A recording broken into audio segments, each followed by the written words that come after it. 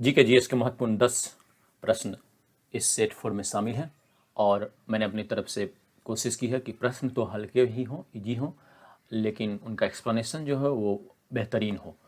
और ये easy series है, इसमें हल्के हल्के प्रश्न ही रहेंगे। और अगर इन 10 में से 10 प्रश्नों को आप सही कर पाते हैं तो निश्चित रूप से जो वनडे एग्जाम्स होते हैं उनमें आपके सिलेक्शन के चांसेस बहुत अधिक हैं, सिलेक्शन पक्का है। तो आइए पहले प्रश्न को देखते हैं। एशियाटिक सोसाइटी की स्थापना कब हुई थी? 1774, 1784, 1814, 1832। तो एशियाटिक सोसाइटी की स्थापना हुई थी 1784 में। ये जनवरी 1784 में इसकी स्थापना हुई थी और विलियम जोन्स महोदय थे ये, इन्होंने इसकी स्थापना की थी। और ये एक बहुत बड़े ओरिएंटलिस्ट थे, यानी एक पूर्व के क्षेत्र को, एशिया और पूर्वी क्षेत्रों को ओरिएंटल क्षेत्र कहा जाता है, यानी पूर्वी क्षेत्र कहा जाता है। और जो पश्चिम है उसे, यानी यूरोप, उसे ऑक्सीडेंटल कहा जाता है। तो और ये ओरिएंटल। तो इस महोदय ने, विलियम जोन्स महोदय ने जिस समय एशियाटिक सोसाइटी की स्थापना की, उस समय बंगाल के जो गवर्नर थे उनका नाम था वारेन हेस्टिंग्स। ये भी नाम आपको याद रखना है, परीक्षा में पूछा जाता है। और इस संस्था ने कई सारे हिंदू और भारतीय ग्रंथों का अनुवाद करवाया, अंग्रेजी में ट्रांसलेशन करवाया, जैसे कि उसमें कई सारी जीवनियाँ हैं, डिक्शनरी हैं, ग्रामर हैं और अन्य सारी किताबों का अनुवाद करवाया। और उसमें से एक किताब जो है आपको देख रहे हैं, उसका नाम है बिब्लियोथेका इंडिया का प्रकाशन किसने कराया था? तो एशियाटिक सोसाइटी ने स्थापना कराया था। और यह कहाँ पर है? तो यह पार्क स्ट्रीट, कलकत्ता में है। ठीक है, अब अगले प्रश्न की ओर हम लोग बढ़ते हैं। मानव शरीर का सबसे बड़ा अंग कौन सा है? ए यकृत, बी त्वचा, सी पैर, डी हाथ। तो मानव शरीर का जो सबसे बड़ा अंग है वह है त्वचा। देखिए, त्वचा जो है वह मानव शरीर का सबसे बड़ा अंग है और कितने एरिया को ये कवर करता है? लगभग 20 स्क्वायर फीट को ये कवर करता है। और यह हमें सूक्ष्म जीवों से बचाता है। इसलिए आप देखते हैं कि जो है हाथ में जब सैनिटाइजर लगाते हैं या तो कोरोना वायरस हाथ में छूने से नहीं हो जाता है हमें, बल्कि वह नाक के रास्ते अगर शरीर में प्रवेश कर जाए तब कोरोना होता है। यानी स्किन क्या करता है? स्किन जो है वो हमें अनेक प्रकार के छोटे छोटे सूक्ष्म जीवों से बचाता है। शरीर के तापमान को भी नियंत्रित करता है। जब पसीना छूटता है तो क्या होता है? शरीर का तापमान नियंत्रित होता है। साथ ही साथ स्किन के माध्यम से हम छुअन को महसूस करते हैं, गर्मी को महसूस करते हैं, ठंडी को महसूस करते हैं। और ये स्किन की संरचना दी हुई है, ये है स्किन की संरचना। और इसमें आप देख सकते हैं, इसमें जो सबसे ऊपरी हिस्सा है उसे कहते हैं एपिडर्मिस, और उसके नीचे का जो हिस्सा है उसे कहते हैं डर्मिस, और जो उससे भी नीचे का हिस्सा है उसे कहते हैं सबक्यूटिस या हाइपरडर्मिस। और जानते ही आप क्या होता है? डर्मेटोलॉजी होता है। वो क्या होता है? वो इसमें स्किन का अध्ययन होता है। डर्मेटोलॉजिस्ट रिकमेंडेड शैम्पू लगाते हैं, तो वो क्या है? वो बालों के लिए, स्किन के लिए जो क्या अच्छा होगा शैम्पू, वही डर्मेटोलॉजिस्ट बताते हैं। तो त्वचा रोग विशेषज्ञ को डर्मेटोलॉजिस्ट कहते हैं, त्वचा विशेषज्ञ को।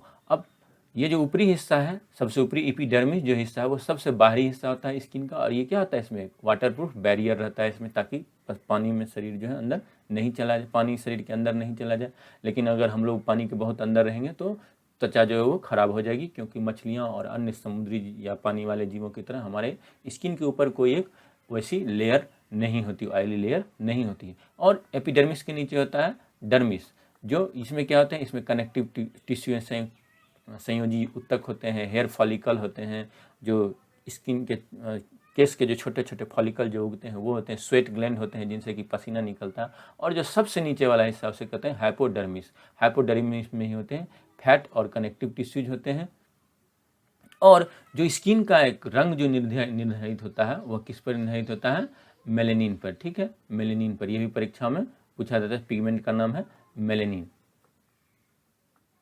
मेलेनोसाइट्स जो है वो कहाँ होते हैं? वो होते हैं एपिडर्मिस में होते हैं, जो सबसे ऊपर वाला हिस्सा है। तो ये 3 हिस्से हैं स्किन के।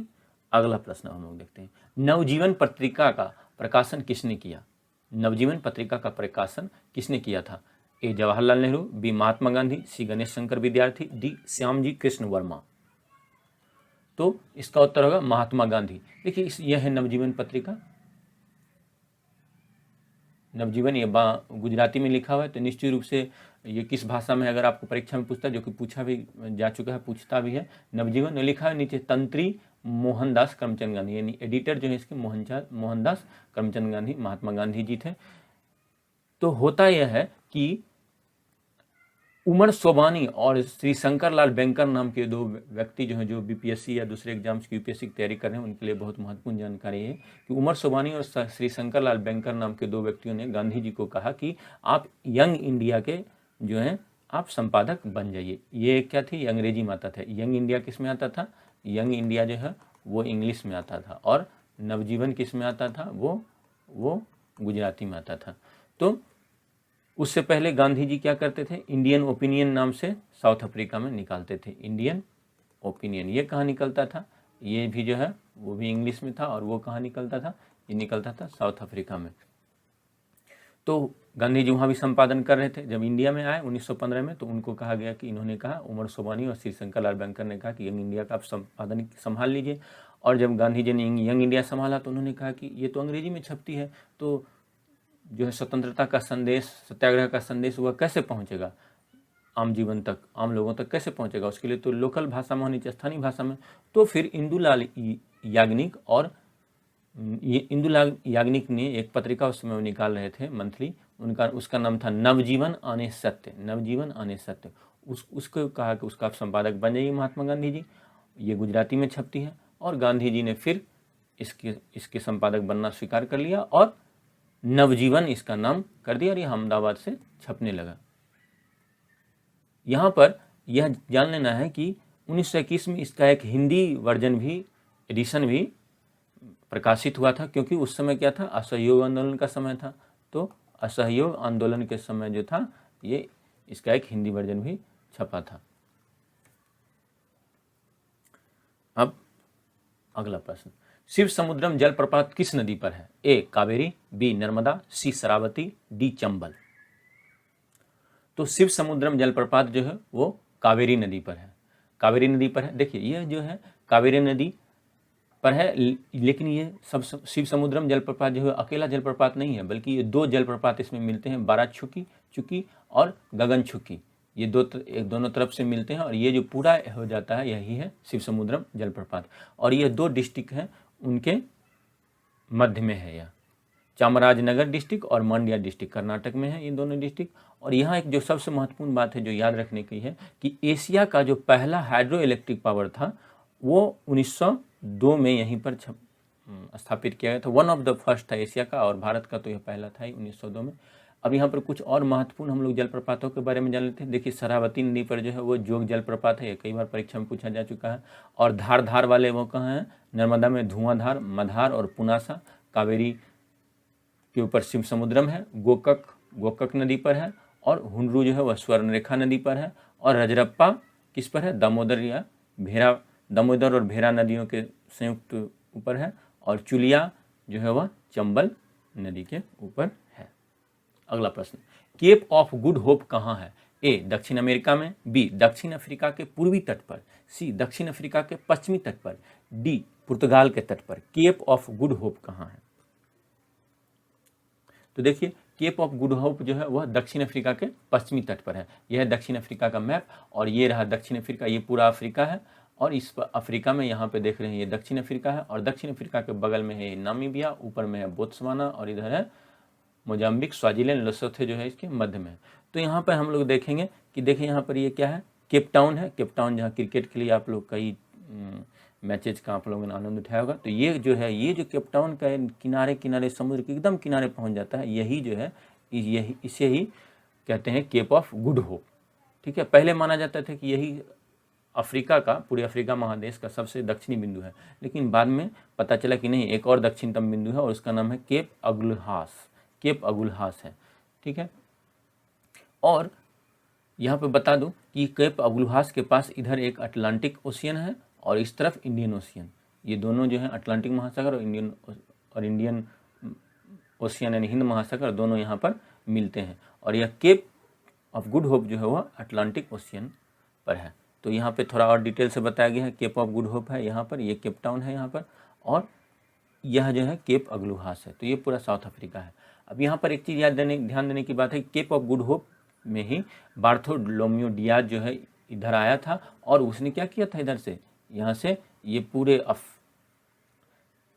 वो पुर्तगाल इधर है तो पुर्तगाल यहाँ पर है, तो यहाँ से पुर्तगाल से वो इस तरह से होकर आया था, केप ऑफ गुड होप आया था और उस तरह एक तरह से उसने क्या किया था, इधर तक आया था और वो फिर यहाँ से लौट गया था। तो इसके बाद ही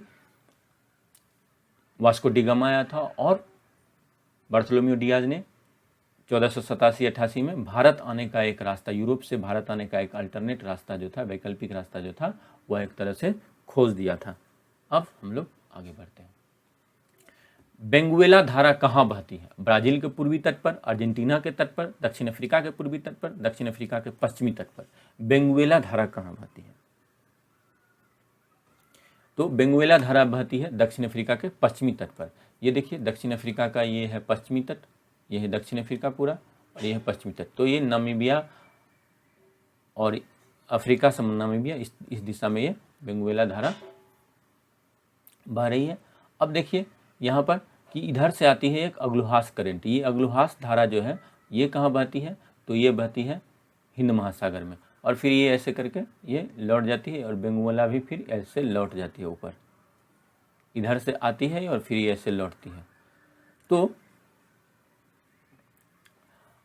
यहाँ पर एक चीज़ ध्यान देना है कि बेंगुएला धारा जो है वो जितनी भी ये नीली नीली रेखाएं दिख रही हैं आपको, ये सारी जो है वो ठंडी जलधारा है और जो लाल लाल है वो सभी गर्म है। तो यहाँ पे क्या होता है कि यहाँ पे अपवेलिंग होता है, जहाँ भी गर्म और ठंडी जलधाराएं मिलती हैं, इधर से ये ठंडी जलधारा मिल रही है, इधर से गर्म जलधारा मिलती है, तो वहाँ पे क्या होती है, अपवेलिंग होती है और ये मछली मारने के लिए एक अच्छा क्षेत्र माना जाता है। यानी नीचे से जमीन समुद्र का पानी जो है वो ऊपर उभरता है।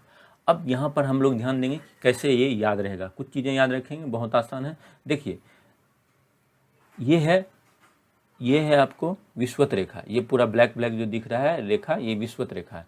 तो विषुवत रेखा से जब भी कोई रेखा दूर जा रही हो तो वो क्या होगी, वो गर्म जलधारा होगी, ठीक है। क्योंकि विषुवत रेखा पे क्या होगा, यहाँ पानी जो है वो क्या हो जाता है, इसके नीचे जब पानी जमीन जो भी होगा वो गर्म हो जाता है। तो जो भी रेखा इससे आगे जा रही है वो क्या होगी, इससे दूर जा रही है तो वो क्या होगी, वो गर्म जलधारा होगी। देखिए जैसे क्यूरेशियो इधर जा रही है तो क्यूरेशियो गर्म है, ठीक है। और जो इसकी ओर जाएगी वो क्या होगी, वो ठंडी हो जाएगी, वो ठंडी जलधारा होगी। तो बेंगुएला क्या होती है, ऐसे जाती है और फिर ये इधर घूमती है, ऐसे एक तरह से सर्कुलर वे में घूमते रहती है धाराएं। तो ये ब्राज़ील धारा हो जाती है, यहाँ पे ब्राज़ील है तो ये ब्राज़ील धारा हो जाती है। और फिर इधर देखिए यहाँ पर ये मोजाम्बिक धारा है, क्योंकि ये इधर से विषुवत रेखा से आ रही है, यहाँ है मोजाम्बिक। तो ये मोजाम्बिक जलधारा, इसे अग्लुहास भी कहते हैं और मोजाम्बिक भी कहते हैं, दोनों कहते हैं। और फिर ये जब ऐसे इधर से मुएगी तो ये ऑस्ट्रेलिया से, ये अगर आप मैप याद रखेंगे ठीक से तो आप आसानी से, और कहाँ पर है, किस तट पर है, ये याद रखेंगे तो आप आसानी से बता पाएंगे कि ये ठंडी जलधारा होगी, गर्म जलधारा होगी। अब जैसे देखिए हमबोल्ट है, हमबोल्ट क्या है, फिर ये किस तरफ जा रही है, हमबोल्ट पेरुवियन धारा है, पेरू क्योंकि इधर है, तो हमबोल्ट जो है वो ठंडी जलधारा होगी। कैसे, क्यों ठंडी होगी, क्योंकि ये किधर जा रही है, ये जा रही है विषुवत रेखा की ओर जा रही है, तो ये ठंडी जलधारा है। और ये यहाँ भी देखिए कैलिफोर्निया जो ये इस तरफ आ रही है तो ठंडी जलधारा, और फिर देखिए धीरे धीरे क्या होता है, इसके नीचे गर्म हो जाती है। तो ये चीज़ जो है वो हमें ध्यान में रखना। अब देखिए कैनरी है, कैनरी चूँकि यहाँ पे कैनरी आइलैंड है, यहाँ पर कैनरी आइलैंड है जिस पर स्पेन का नियंत्रण है, तो वो कैनरी आइलैंड जो है वो उसके पास से गुजरती है, तो इसके लिए इसका नाम कैनरी जलधारा है। और कैनरी जलधारा जो है वो क्या है, वो ठंडी जलधारा है, ठीक है। अब आगे बढ़ते हैं हम लोग। एलएम सिंघवी समिति किस क्षेत्र से संबंधित है? ए कर सुधार, बी लघु उद्योग, सी पंचायती राज, डी बैंकिंग। एलएम सिंघवी समिति किस क्षेत्र से संबंधित है? तो यह संबंधित है पंचायती राज से। देखिए ये है अभिषेक मनु सिंघवी और इनके ही इलस्ट्रेटेड फादर जो थे, महान पिता थे लक्ष्मीमल सिंघवी। ये भी एक बहुत बड़े वकील हैं। लक्ष्मीमल सिंघवी थे, एक बहुत बड़े ज्ञानी व्यक्ति थे और इनको ही एक समिति का अध्यक्ष बनाया गया था 1986 में। इन्होंने कहा था, जो बहुत महत्वपूर्ण चीज़ है, कि इन्होंने कहा था पंचायती राज को क्या देना है, संवैधानिक दर्जा देने की बात इन्होंने कही थी कि संवैधानिक दर्जा दे दिया जाए। अब यहाँ पे 2-3 समितियाँ हैं, वो हमें जरूर याद रखनी चाहिए और ये भी याद रखना है कि उन्होंने क्या रिकमेंडेशन दिया था, साल याद रहे नहीं रहे। बलवंत राय मेहता, तो इन्होंने कहा था 3 स्तरीय पंचायत प्रणाली, यानी एक गांव पे पंचायत हो, एक ब्लॉक स्तर पे जो पंचायत समिति होती है, जिला परिषद 3 स्तर पर हो। अशोक राय मेहता ने कहा कि नहीं, एक जो है क्लस्टर, विलेज के क्लस्टर के आधार पर, जैसे ब्लॉक समिति वाला जो होता है वह, और दूसरा जिला परिषद हो। जीवी के राय ने बहुत सारे सुधार दिए थे जो कि परीक्षा में आमतौर पर उस तरह का नहीं पूछा जाता। पीके थुंगन जो थे वो नॉर्थ ईस्ट के एक नेता थे, उन्होंने भी सुझाव दिया कि संवैधानिक स्थिति प्रदान कर दी जाए।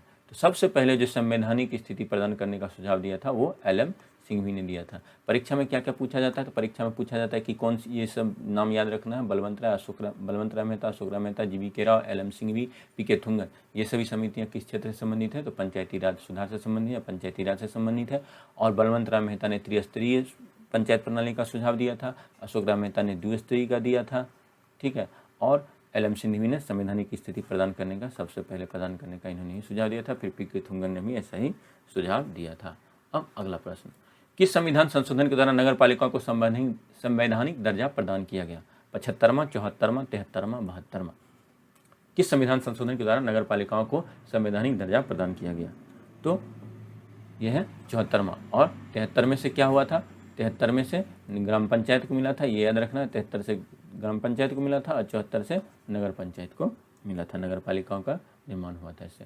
अगला प्रश्न, किस समिति ने मतदाता के लिए आयु, मतदान के लिए आयु को 21 वर्ष से घटाकर 18 वर्ष करने की सिफारिश की थी? पहले 21 वर्ष था और बाद में 18 वर्ष कर दिया गया था। सरदार स्वर्ण सिंह समिति, PC होता समिति, VM ताराकुंडे समिति, नियोगी समिति? किस समिति ने किया था? तो यह समिति थी VM ताराकुंडे समिति, VM ताराकुंडे समिति। अगला प्रश्न, खगचंद-जेंदा राष्ट्रीय उद्यान, खगचंद-जेंदा राष्ट्रीय उद्यान कहाँ है? या इसको खंगचेंजुंगा नेशनल पार्क भी कहा जाता है। कहाँ है? असम, मेघालय, सिक्किम, अरुणाचल प्रदेश। तो यह है सिक्किम में। देखिए यह है सिक्किम, इसका नाम कंचनजंगा के आधार पर पड़ा है। कंचनजंगा का जो नाम का वेरिएंट है उसी के आधार पर यह है कंचनजंगा।